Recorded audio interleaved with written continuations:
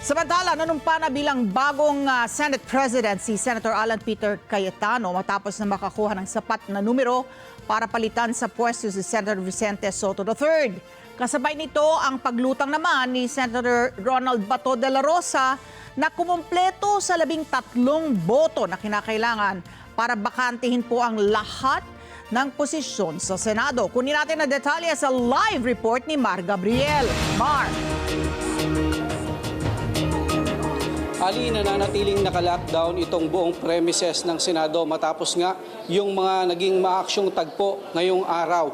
Mula yan doon sa palitan ng liderato sa paglutang nitong si Senator Bato hanggang sa pag-aresto o tangkang pag-aresto sa kanya ng mga tauhan ng National Bureau of Investigation.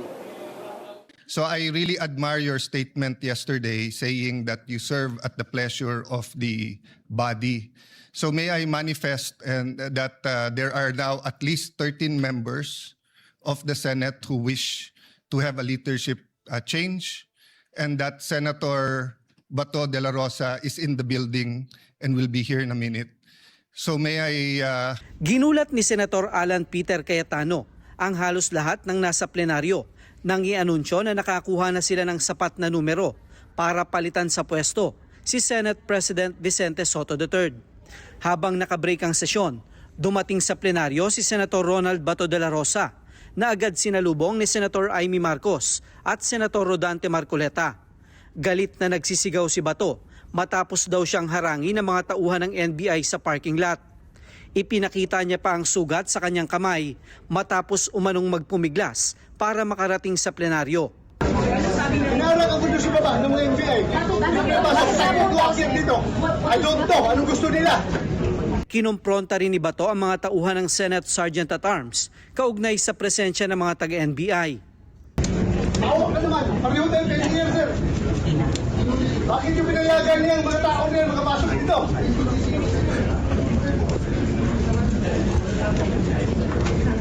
Kung ikaw ang senador, sir, ako ang Sergeant at Arms. Magpapakamatay ako para hindi ka magalaw dito sa institusyon na ito.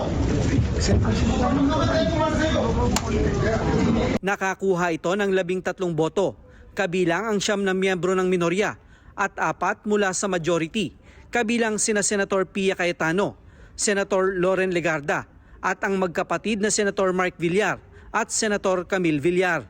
Agad namang ininominate ni Senator Amy Marcos si Senator Alan Peter Cayetano bilang bagong Pangulo ng Senado.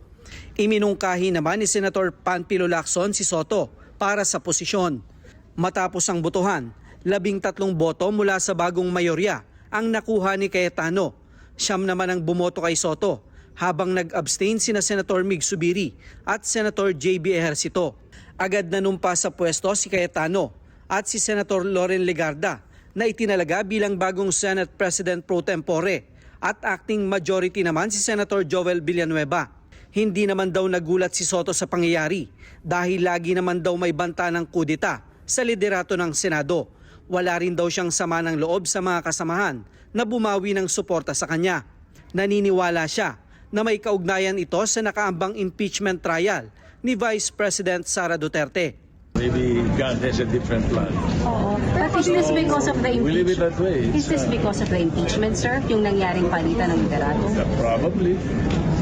That's a very strong possibility.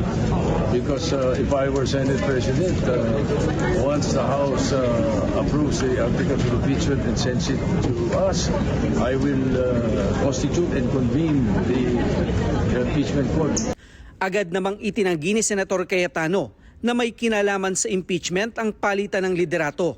So let me make it clear, the impeachment will be much more than dismissing a complaint because of political affiliation. And it's also much more than convicting someone without evidence. Parehong hindi pwede yun. Kailangan guided tayo by the truth, guided by evidence. But the process is as important as the result. Hindi natin pwedeng sabihin, she or he will make a bad president. Or wala na tayong maasahan dyan sa presidente, wala na tayong maasahan sa vice president, impeach na lang natin. Hindi po. the Senate is also on trial. Samantala, dumating din sa Senado si dating Senator Antonio Trillanes. Sabi ni Trillanes, sasamahan niya ang mga tauhan ng NBI para arestuhin si Bato sa bisa ng dala nilang kopya ng warrant of arrest mula sa ICC. Nandito ako dahil nag-request si Bato publicly, national TV, na samahan ko'y mag-aaresto. Nandito ako ngayon. Yes, kasama na kanina.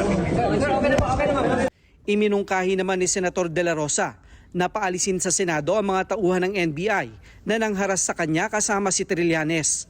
Pero sabi ni Senator Cayetano, hindi muna dapat paalisin sa Senado ang mga taga-NBI na nanakit kay Bato. Sa gitna ng sesyon, ipinakita sa plenaryo ang CCTV footage ng habulan ni Bato at mga tauhan ng NBI. Tama si Senator Bato at Senator Pia.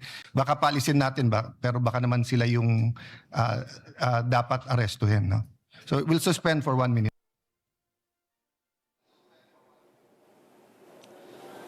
Ali, inaprubahan ng liderato ng Senado yung motion na ideklarang cite in contempt itong ang mga tauhan ng NBI na ng assault dito kay Senator Ronald Bato de la Rosa. Ang sabi ni Cayetano, mananatili dito sa detention facility ng Senado itong mga taga-NBI hanggang sa makontento sila sa paliwanag ng mga ito doon sa nangyaring insidente. Samantala, may motion din na isailalim sa protective custody itong si Senator Ronald Bato de la Rosa hanggang sa magamit niya yung lahat ng mga legal na hakbang laban doon sa kanyang arrest warrant mula sa ICC.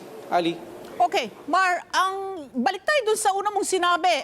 Bakit si former Senator Trillanes ang may hawak ng di umano ng warrant mula sa International Criminal Court at bakit hindi nagmula sa Department of Justice? Well, Ali, ang sinasabi kanina nitong si dating Senator Antonio Trillanes ay sasamahan niya lang itong mga tauhan ng NBI sa pagsiserve ng arrest warrant kay Bato dahil nga hinamon daw siya ni Bato noon sa mga nakaraang pahayag nito na samahan yung mga otoridad sa pag-aresto sa kanya. Pero ang sinasabi nitong Senado, hindi yan maaaring gawin dito sa loob ng Senado. No? Kaya nga may mungkahi itong Senado na isailalim sa protective custody itong si De La Rosa hanggang sa magamit niya yung mga legal na hakbang laban doon sa arrest warrant na kinakaharap niya mula sa ICC.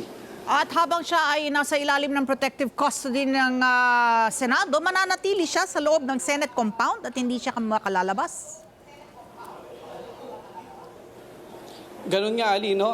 Siguro may ilala ang kwarto sa kanya o maaari manatili siya doon sa kanyang opisina dito sa Senado habang ginagawa ng kanyang mga abogado yung legal na hakbang para i-address itong kinakaharap na warrant of arrest mula sa ICC. Sa ngayon, Ali, nananatiling naka-lockdown itong buong Senado, walang pinapayagang lumabas at walang pinapayagang pumasok at nagpapatuloy din yung sesyon ngayon dito sa plenaryo. Ali. Okay.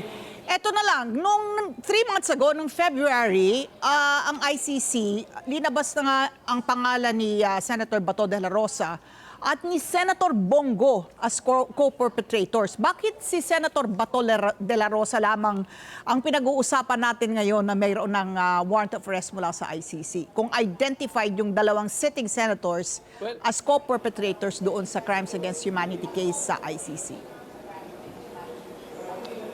Well, kung matatandaan mo, Ali, hindi lang itong si De La Rosa at itong si Bongo yung tinukoy dyan sa ICC ng mga co-perpetrators nitong si dating Pangulong Duterte dyan sa kasong Crime Against Humanity na kinakaharap nila sa ICC. Maraming iba pang personalidad na opisyal noon ng Administrasyong Duterte yung idinadawit sa kaso na yan. Pero sa ngayon, ang impormasyon pa lang na may warrant of arrest ay itong si Senator Ronald Bato de la Rosa. Kanina, nakapanayam din natin si Senator Bongo. At ang sinasabi niya, inulit niya na hindi siya directly involved doon sa mga police operation kaugnay nitong war on drugs. Kaya naman malakas yung loob niya na patuloy na magpakita at pumasok dito sa Senado. Ali.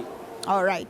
Maraming salamat. Mar Gabriel, mata natin dyan po sa Senado.